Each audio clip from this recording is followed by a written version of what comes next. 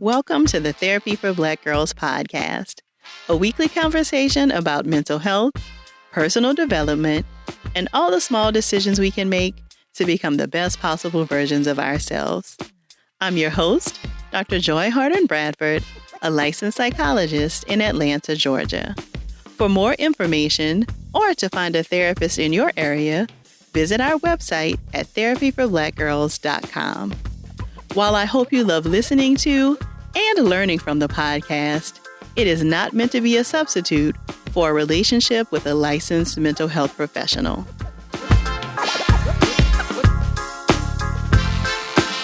Hey, it's a party, it's a party, it's a party. Thank y'all so much for joining me for session 100 of the Therapy for Black Girls podcast. I cannot believe we're here, y'all. 100 times I've come into the booth, also known as my closet, to record this podcast that has become such an amazing part of my life and work. I'm so thankful for each of you who listen and share the podcast in your circles. It truly would not be what it is without y'all. So from the bottom of my heart, I am forever grateful to you. I'm also incredibly thankful to my amazing producer, aka my husband, who has supported this idea from day one and helps me out with editing the show every week, no matter how much I get on his nerves. I definitely couldn't have done this without him. So I thought that episode 100 was the perfect time for me to share some of the lessons I've learned from podcasting that I think many of you will find helpful as well. So here we go. Lesson number 1. It really is important to feel the fear and do it anyway. If I hadn't started the podcast almost 2 years ago, I likely would not have had some of the amazing opportunities that I've had. I've had the chance to meet and talk with students at campuses across the country. I've made and strengthened relationships with colleagues who are doing great work in our community. I had the chance to appear as a co-host on MTV's Teen Mom, and I've been featured in some pretty cool publications.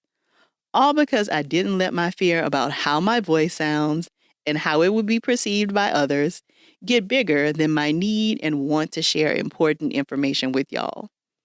There are probably some of you listening right now that have amazing ideas for blogs and podcasts or documentaries and stories, and you're feeling too afraid to put it out there. And I get it, y'all. The anxiety is something serious. But I also want you to consider, how are you going to feel 2 years from now when you're still sitting on that idea and haven't done anything with it? Will you be full of regrets? Will you be beating yourself up with shoulda, woulda, couldas? Or will you be able to say, I did that and it turned out incredible?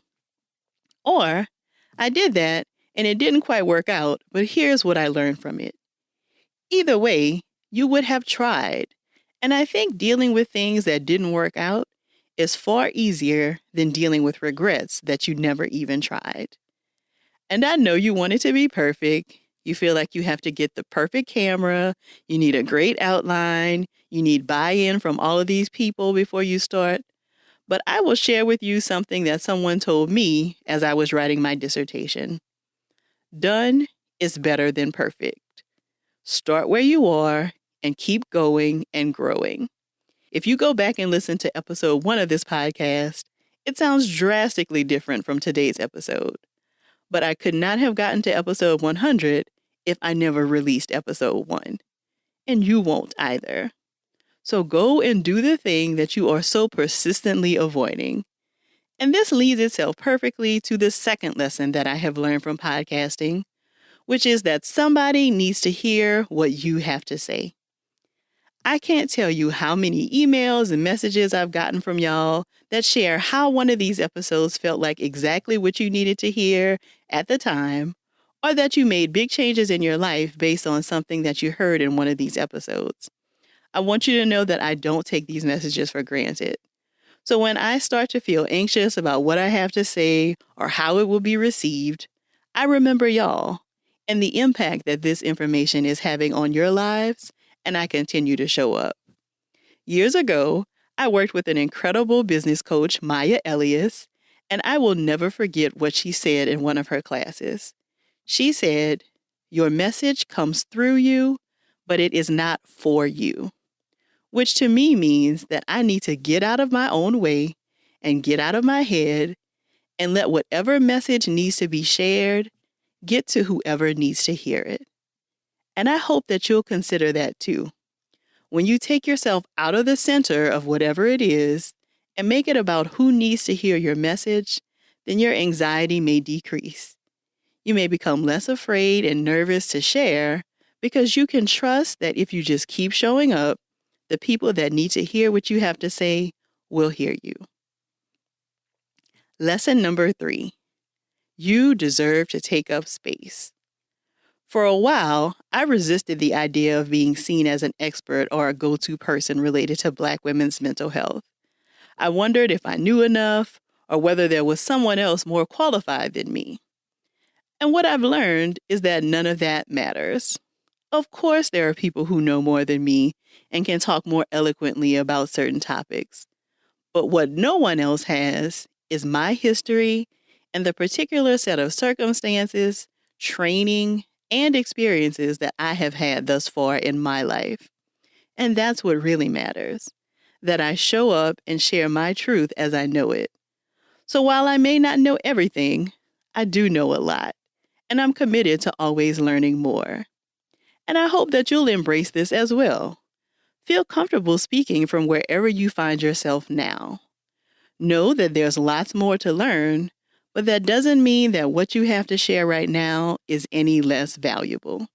Lesson number 4, your critics might be loud, but your supporters are even louder.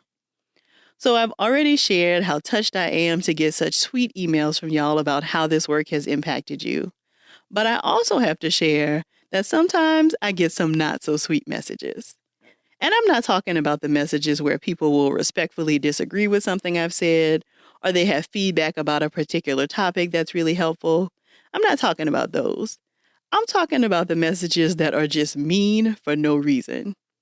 Now, I'd be lying to you if I said that these don't throw me because they always seem to come out of nowhere. But after I work it out with my girls in the group chat, I'm able to come back to the fact that for every one of these messages, there are 20 other messages that are affirming and beautiful. And that's what I have to stay focused on. Even though it's very easy to get pulled into questioning everything after you get a not so kind message, you have to shake it off and focus on the people that matter. I know many of you have heard me say this before, but when these kinds of things happen, this is when I go to my "Girl, you did that" folder. This is where I keep all of the kind messages and other stuff that reminds me of why this work is important. And that even if I get some hate mail every now and then, I have to keep going. So I want you to know that when you start to share your message and your ideas in a larger way, there will be some people who don't like it and they don't want to hear what you have to say. But don't let that stop you from showing up for the people that do. They are your why. And then lesson number 5, stay curious and open to the process.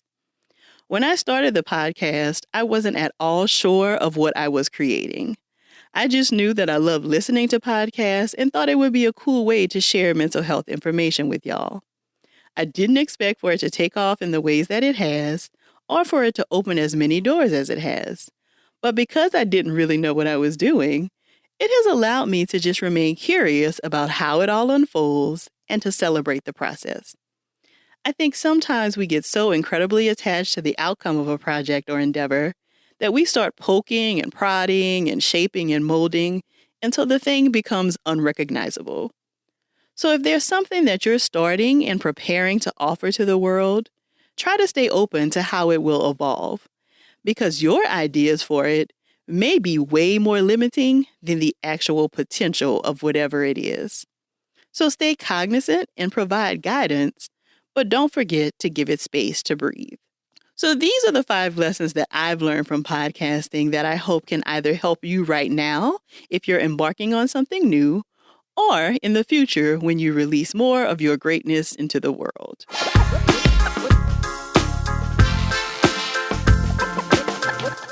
I know we haven't had any listener questions in a minute, but we will be bringing back our On the Porch segment of the podcast.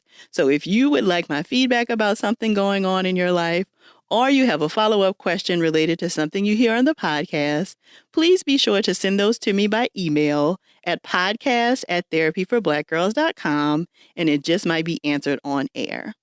So we do have 2 questions that we will dig into today. Question number 1. How do you truly stop caring what others think about you? And I know that this is something that probably lots of people struggle with, so I'm really glad that one of our listeners submitted this. So I'm not really sure that we need to completely stop caring about what other people think, because it definitely can be helpful to have feedback about how we come across in certain situations and an awareness of how we are perceived. I think the issue comes when we care so much about what others think that we allow their thoughts to be louder than our own, or when we allow fear about what other people think to dictate how we feel and behave. The danger with this is that there will never be a finishing line. So you do one thing because you think it will please your mom, and then you do something else because you think that's what your partner wants, and then it just becomes a never-ending cycle of trying to become what everybody else wants and completely losing sight of what you want for yourself. So I would encourage you to start taking small steps in the direction of what truly feels like a fit for you, and then see what happens. Does other people's feedback about what you did feel so overwhelming that you regret your decision? Or is it just a little annoying for you to hear? Sometimes I think we work ourselves up worrying about how things will turn out, and then the reality of the situation is far less dramatic. So I'd say try something out, see what happens, and then see how you feel about it. It may be that you're always a little uncomfortable with other people's thoughts about you. But you also might be able to get to a place where it doesn't feel overbearing for you, and you can still feel like you're being true to yourself. So I hope that helps. Let me know how it goes. And then question number 2. My best friend has bipolar disorder. She also has depression. The problem is, over a year ago, she borrowed $340 from me so that we could see Beyoncé on the Run 2. She promised to make regular payments, but that didn't happen. While she already owed me that money, I also booked a vacation for a group of friends, and her portion was another $400. In the year since she's owed me money, her payments have been highly irregular and small amounts. Whenever I talk to her about it, she mentions her anxiety and depression, but promises to do better. We live in different states, so text message is our primary form of communication. Lots of times when I text her, she doesn't respond. She very frequently posts on Instagram and other social media. So the fact that I know she's on her phone using Instagram but not responding to my texts makes me feel like she's ignoring me. I've been very patient, but I honestly feel like she is using her mental health as an excuse. She has the mental capacity to go out to parties, events, happy hours, etc., but not enough to text back her best friend that she owes hundreds of dollars to. It also seems like she thinks I'm made of money. I am not.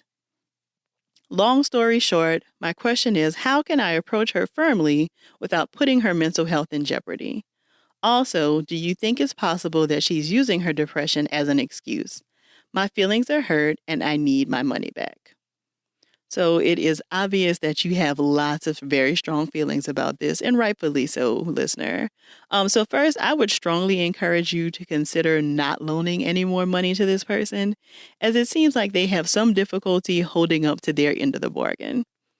Secondly, I'm not quite making the connection between how her mental health concerns are connected to her ability to pay you back. I'm not sure if her health has resulted in her not being able to work as much, and maybe she doesn't have the money to pay you back or what. But I don't think you should spend so much energy worrying about the why, but instead focus on what you do know, which is that she has not paid you back. So it's impossible for us to know whether she's using her mental health as a cover, but the fact remains that she has promised on several occasions to pay you back and has not. I'd encourage you to maybe have one final conversation with her about how hurtful this has been to you and how you see it impacting your friendship. and to ask her very plainly if she has the capacity to stick with a regular payment plan that would allow you to recoup your money. I think that her answer to that question and then her follow-up or lack thereof in terms of paying you will give you great information about whether this is a friendship you can continue with, even if you never get your money back, or whether this feels like a deal breaker for you. Good luck with this conversation. And again, let me know how this goes. So if you have any questions you'd like my feedback about, be sure to send them to me at podcast@therapyforblackgirls.com. Don't forget that if you're looking for a therapist in your area, be sure to check out our directory at therapyforblackgirls.com/directory. And remember to visit our online store where you can grab a t-shirt, sweatshirt, a copy of our breakup journal, or our guided affirmation. You can shop at therapyforblackgirls.com/shop. And if you love what you hear on the podcast and really want to put into practice some of the things we discuss here, join us over in the Yellow Couch Collective at therapyforblackgirls.com/YCC. Thank y'all so much for joining me again this week and for rocking with me for 100 episodes. I look forward to continuing this conversation with you all real soon. Take good care.